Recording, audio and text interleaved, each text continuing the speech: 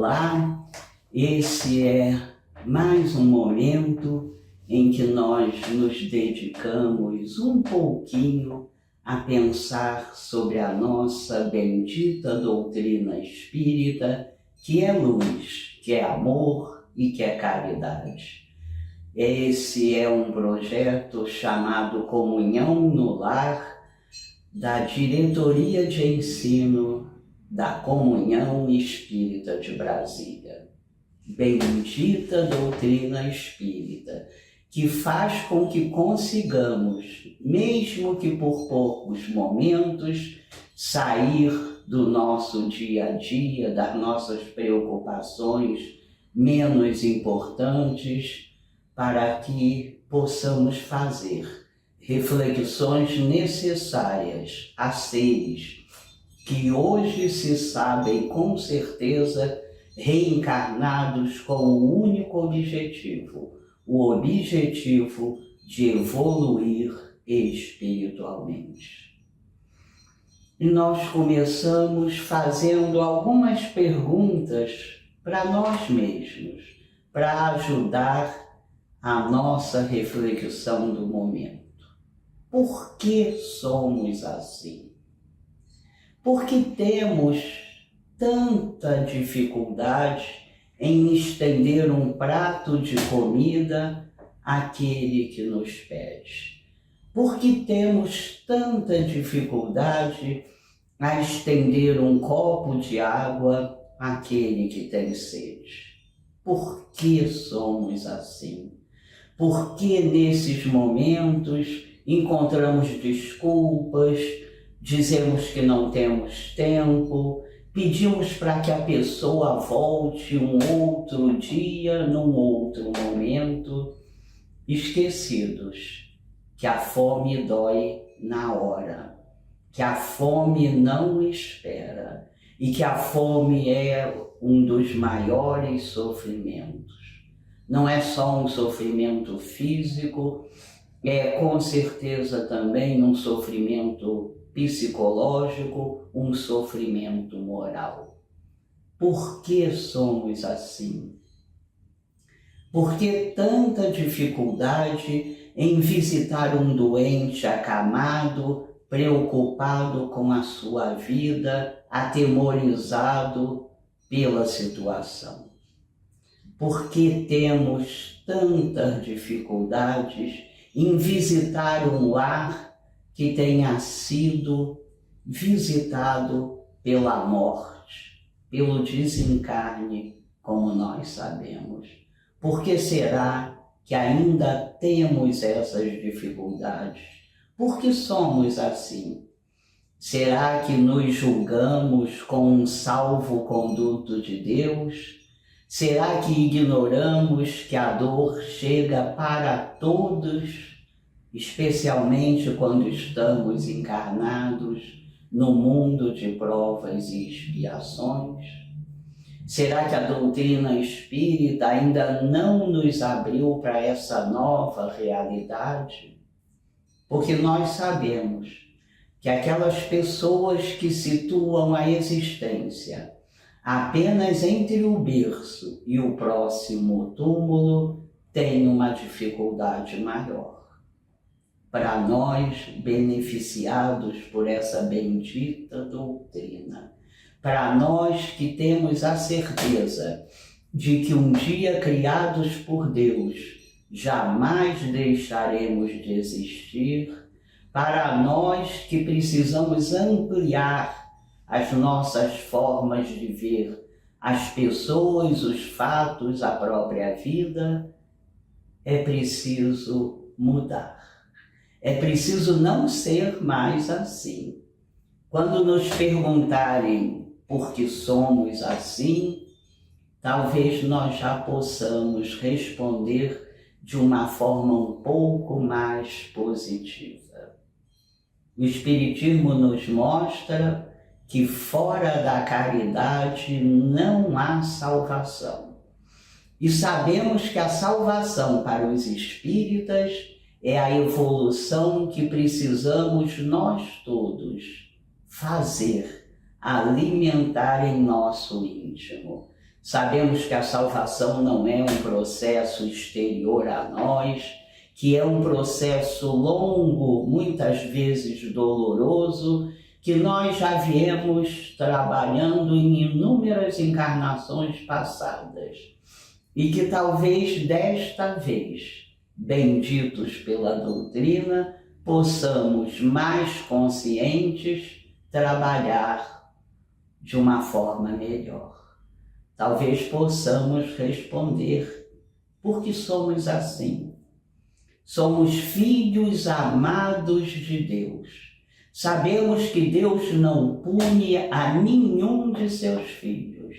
Somos ainda imperfeitos, mas somos também esses seres que, se sabendo imperfeitos, começam a procurar a própria melhora. A caridade é a principal, talvez a única ferramenta para que esse trabalho possa ser feito, para que esse trabalho, extinguindo de nós orgulho e egoísmo, nos faça pessoas melhores, pessoas mais boas, pessoas mais caridosas. É preciso trabalhar a coerência. Tantas vezes lemos o Evangelho, tantas vezes nos admiramos, nos emocionamos com as lições maravilhosas do nosso Mestre Jesus. É preciso agora trabalhar a coerência. É preciso lidar com tudo que nos acontece nessa forma que vai se amoldando as lições do Cristo, que foram lições de amor que nunca pede nada em troca, de amor que nunca cessa e que a ninguém discrimina. Nós vamos lembrar que nos idos dos anos 1970, numa universidade, na Universidade de Princeton, havia uma turma de formandos em teologia. Eram estudantes que durante anos estudaram para se formar em pastores presbiterianos. Perto da formatura, eles todos ansiosos por aquele momento alegre, foram levados até uma sala e foi dado a aqueles estudantes alguns minutos para pensar sobre a parábola do bom samaritano. Aquela parábola contada a nós por Jesus fala daquele homem que, descendo de Jerusalém para Jericó, é assaltado, leva uma surra enorme e fica abandonado à beira do caminho. Passam por ele um padre e um levita, e usando as desculpas que normalmente também usamos, o deixam no mesmo lugar sem socorrê-lo. Até que em um momento passa um samaritano, um homem discriminado pela sua crença. Vê aquele judeu caído, tão machucado, se enche de compaixão, o socorre, o leva até uma pousada e faz tudo o que pode para que ele saia daquela situação.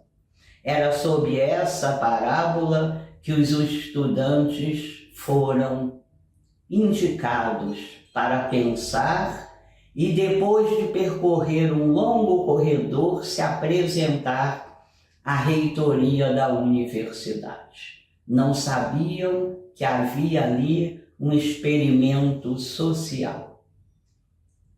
O pessoal responsável por esse experimento havia colocado um ator vestido com roupas maltrapilhas, de rosto sujo, sentado ali no chão do corredor, E a cada vez que um desses formandos passava pensando sobre essa parábola, ele tossia e gemia tristemente. Um a um daqueles homens, daqueles formandos, passou por aquela cena, sem nenhum instante parar, sem querer saber o que estava acontecendo, muito menos pensaram em perguntar se ele precisava de alguma ajuda. O experimento veio mostrar que apenas um estudo, que apenas ideias filosóficas, que apenas a memorização dos ensinos do Cristo, do Evangelho, não são capazes de nos tornar melhores, de nos tornar coerentes. Serviu para aqueles estudantes, deve servir para cada um de nós como uma reflexão necessária. É necessário que continuemos caminhando, é necessário não estacionar. Precisamos fazer a caminhada necessária que vai nos tornar mais coerentes para que um dia possamos nos apresentar como verdadeiros cristãos. Haverá um momento na nossa volta ao mundo espiritual em que seremos vistos, mas também em que nos veremos como realmente somos. Sem máscaras, sem álibis, vamos saber a luz que conseguimos fazer em nós ou a luz que ficou estacionada, que foi apagada. Podemos e devemos ser bons trabalhadores. A caridade é essa ferramenta que vai nos fazer, na próxima volta ao mundo espiritual, nos apresentar ainda assim como seres imperfeitos, mas seres que despertam a cada dia tentando a própria melhora. E aí nós vamos ver aqui no nosso Evangelho, segundo o Espiritismo, a melhor obra, a obra que deve ser consultada diariamente por cada um de nós, no capítulo de número 15, cujo título é Fora da caridade não há salvação. Em seus itens nós vamos desfilando por eles e vamos tomando consciência da grandeza da caridade. Eu escolhi para ler, e foi muito difícil essa escolha, mas eu escolhi para ler um pequeno trecho que está no item de número 6. A necessidade da caridade segundo Paulo. Diz assim, vou ler só um pedacinho. Ainda quando eu falasse todas as línguas dos homens e a língua dos próprios anjos, se eu não tiver caridade, serei como o bronze que soa e um símbolo que retine. Ainda quando tivesse o dom de profecia, que penetrasse todos os mistérios e tivesse perfeita ciência de todas as coisas, ainda quando tivesse toda a fé possível, até o ponto de transportar montanhas, se não tiver caridade, nada sou. E quando houvesse distribuído os meus bens para alimentar os pobres, e houvesse entregado o meu corpo para ser queimado, se não tivesse caridade, tudo isso de nada me serviria. Então nós vamos sendo chamados a aprofundar os nossos pontos de vista. Nós vamos sendo chamados a uma reflexão que se faz necessária cada vez mais profunda. É preciso a prática da caridade, da caridade moral e da caridade material. Mas é preciso mais ainda. Após usarmos a ferramenta da caridade em relação àqueles que nós infantilmente chamamos de outro, nós precisamos usá-la no nosso íntimo. É preciso passar a nossa fala, o nosso gesto, o nosso olhar, mas especialmente os nossos sentimentos pelo filtro bendito da caridade. Que possamos, meus amigos, lembrar disso diariamente.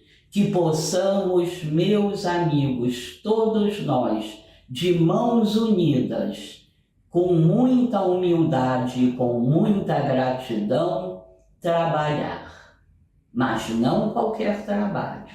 O trabalho necessário a ajudar, seja a quem for, a socorrer, seja a quem for, para que possamos nós mesmos nos ajudar.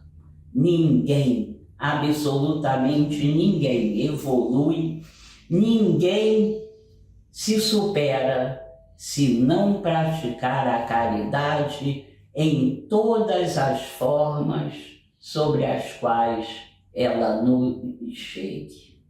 Tudo que nos acontece é oportunidade de treino, de exercício para que sejamos cada vez e cada dia um pouco mais caridosos, um pouco mais cristãos.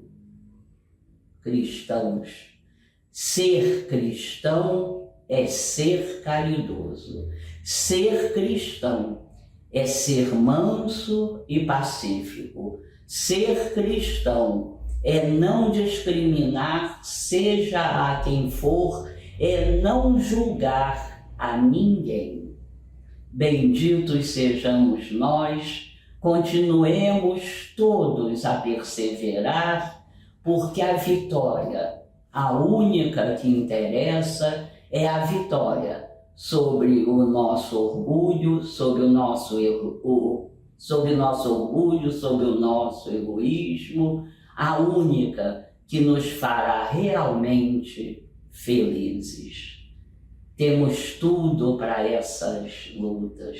Sabemos que somos esses seres que, uma vez criados por Deus, jamais deixaremos de existir. Sabemos que Deus nos acompanha com o seu olhar imensamente misericordioso.